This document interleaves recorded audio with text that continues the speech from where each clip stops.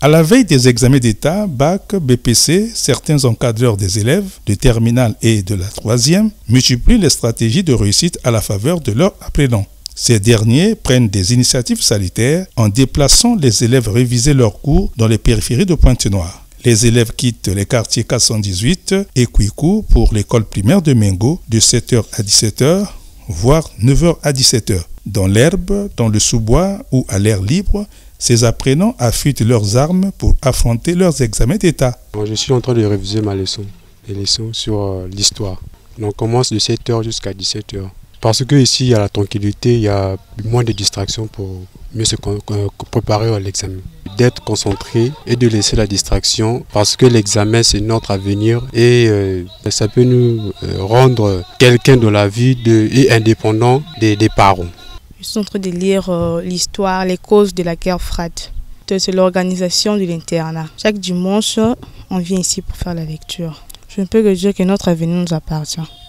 Le pays ne va pas peut-être rester tel qu'il est dans les années à venir. Donc nous devons nous concentrer pour prendre la place des gens qui nous ont précédés.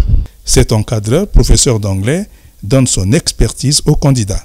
Ici, là, nous sommes dans le cadre d'un centre d'encadrement qui se nomme Les Étoiles.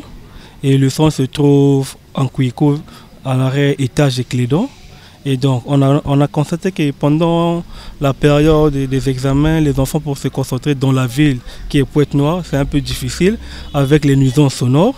Et nous avons eu l'initiative de venir voir le chef du village, demander si c'était possible de faire nos activités scolaires ici à l'école primaire de Mengo pour préparer les enfants aux examens. Ça, c'est la troisième année. Les résultats sont tellement positifs parce qu'avec la manière dont on fait, je ne pense pas que les enfants, pendant l'examen, auront de problèmes. Parce que c'est quand la lecture qu'on est en train de faire ici, là, arriver pendant le jour de l'examen, les enfants se retrouvent.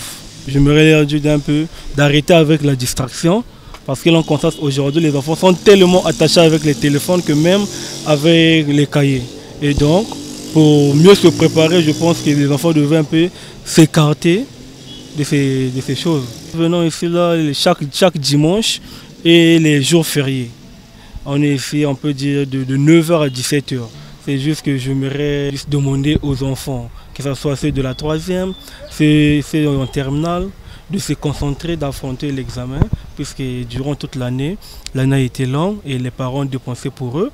Et j'aimerais qu'à la fin, les parents puissent être contents de cela, de leur réussite. Des initiatives salutaires permettant aux candidats d'examen plus de concentration dans ce cadre où l'inspiration vaut la chandelle.